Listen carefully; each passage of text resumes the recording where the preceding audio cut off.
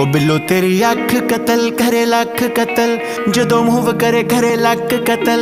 असला भी लोड करे टल जा छड़ अखा नाल करने तू बस। ओ बिल्लो तेरी अख कतल करे लख कतल, जदों मूव करे करे लख कतल। असला भी लोड करे टल जा छड़ अखा नाल करने तू बस कतल। 47 है वेट 47 नू मार कले एमजी दे पट्टे जियां जुल्फां ते हार करे। मारेंगी तू किसे नू बरूद दी पुड़िए नकरा बरहटे वांगू सीने चो पार करे। नक विच पाया कोका होंद तड़वा के ऑटोमैटिक जेन तू शकीनी रखे लाके। कद तेरा रफल पठानी वर्गा M16 जही रखिया तू फिगर बना। सुरमा भी सच कतल तेरा